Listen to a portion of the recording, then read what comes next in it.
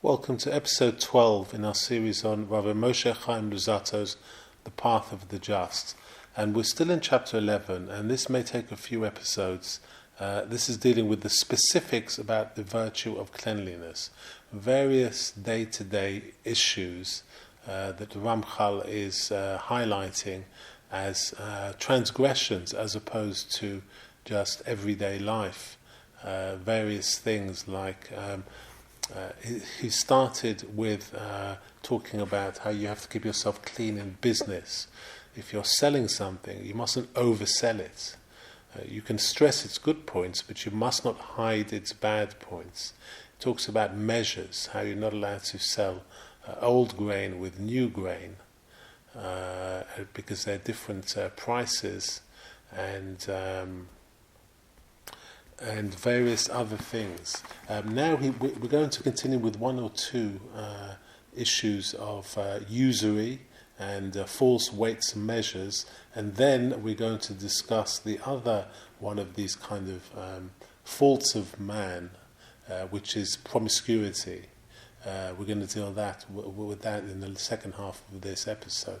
So the Ramchal continues, and we're in chapter 11, and he continues.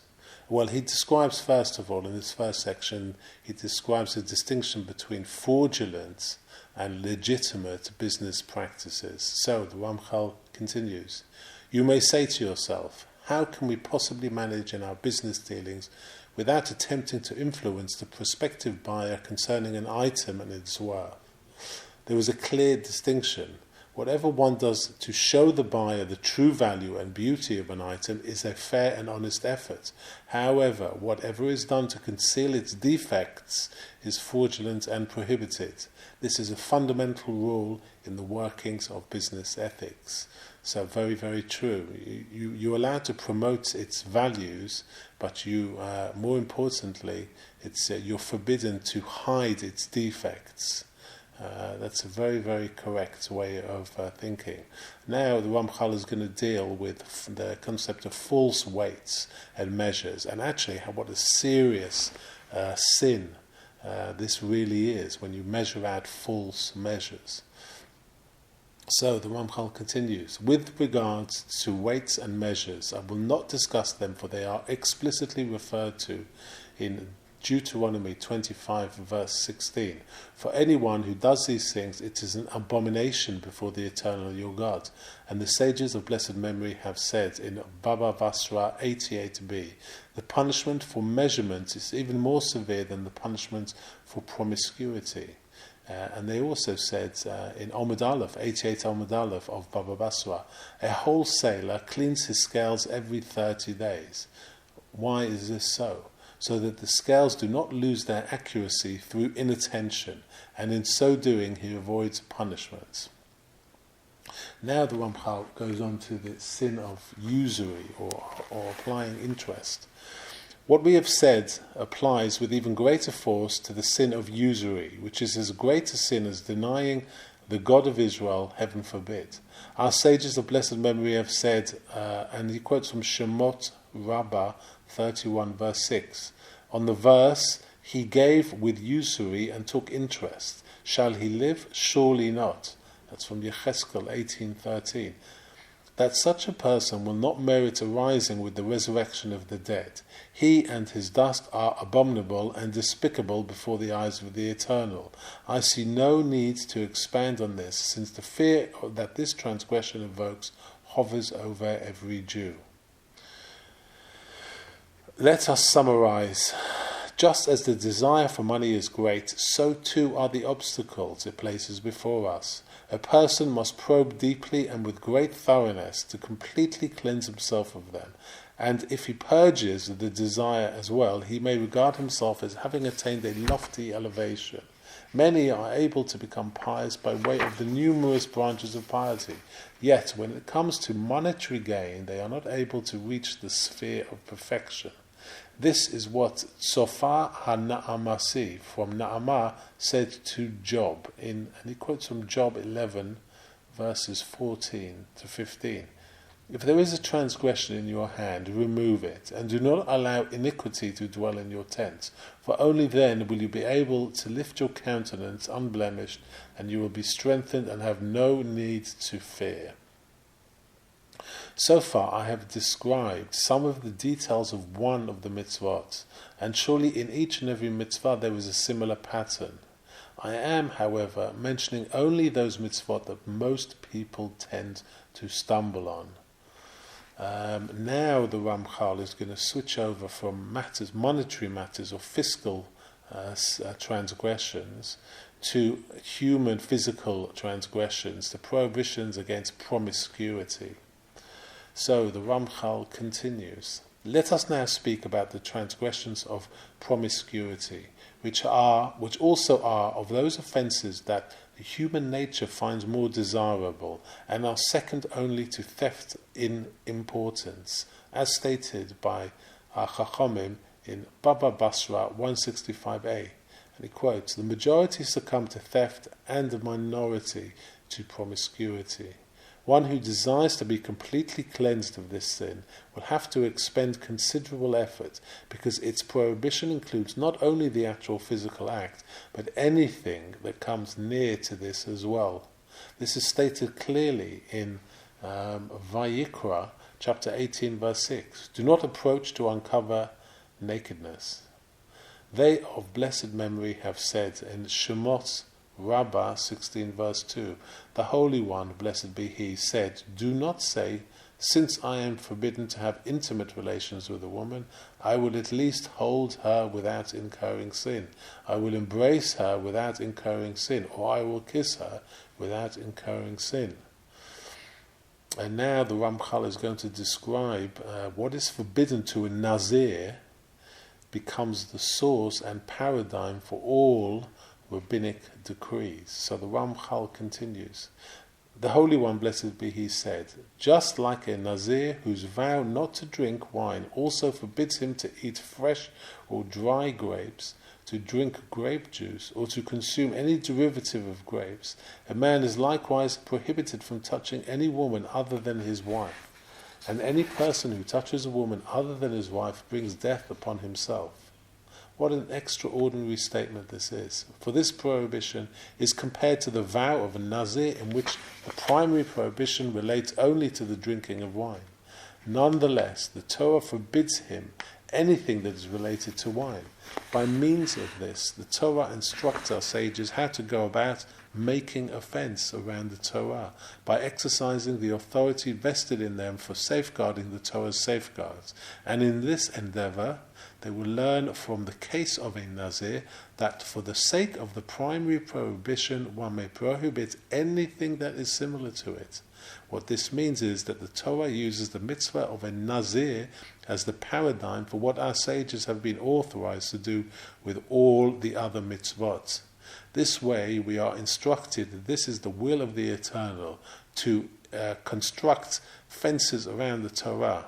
Consequently, when the Torah states any prohibition, the sages will know how to prescribe what is not elucidated in the Torah on the basis of what has already been elucidated. In that way, they will be able to prohibit anything similar to the specific prohibition.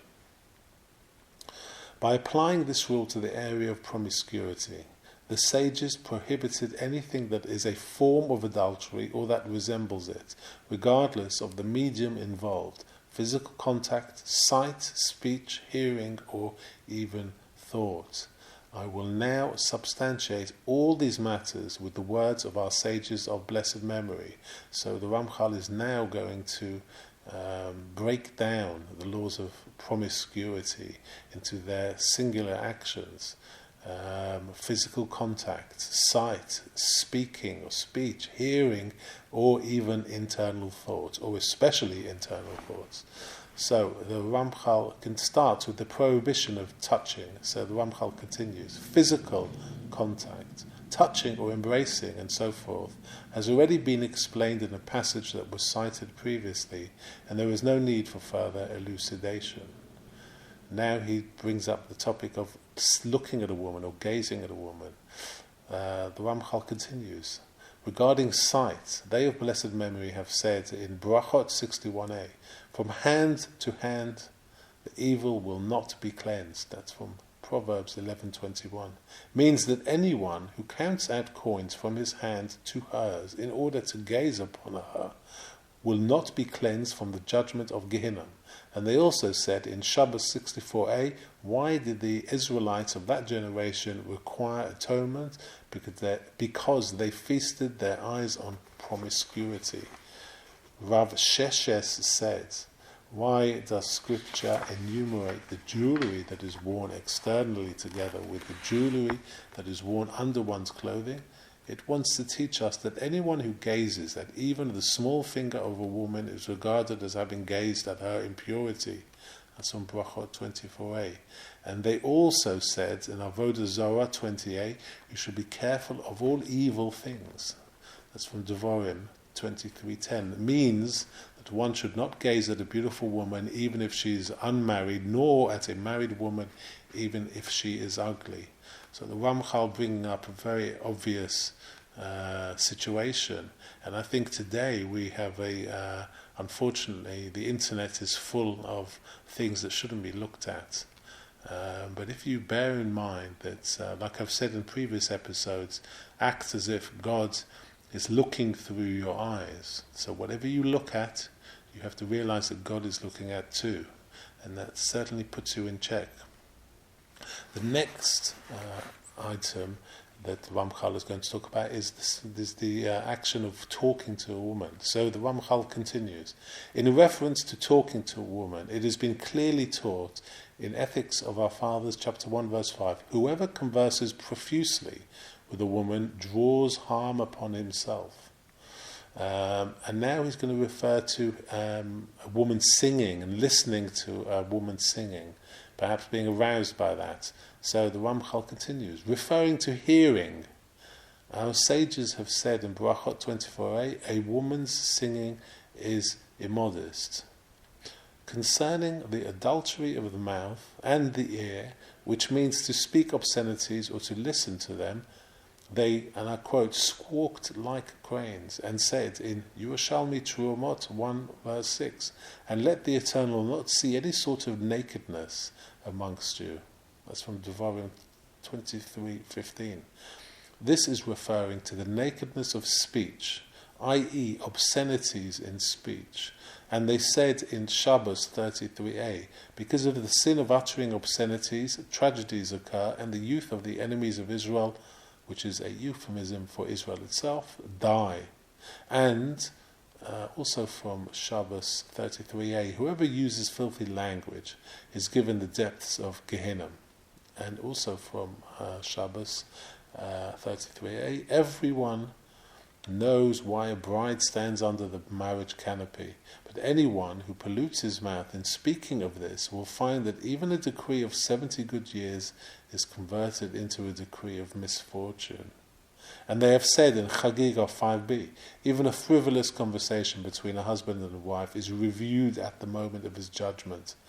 With reference to this evil type of listening, they added in Shabbos 33a, this includes even the one who just hears it and is silent, as it says in Proverbs, he who has incurred the Eternal's wrath shall fall therein. So you see that all the senses must be cleansed from promiscuity and whatever relates to it. If one were to whisper in your ear and tell you what our sages have said about obscene speech was only meant to frighten people away and prevent them from sinning, and that this only pertains to a hot-blooded person whose obscenities arouse him and to desire, but that this is insignificant regarding someone who merely says them in jest, and one needs not worry about him, tell him, these are the words of the evil inclination. For they, of blessed memory, have brought as corroboration an explicit verse. And he quotes from Yeshayahu chapter 9, verse 16.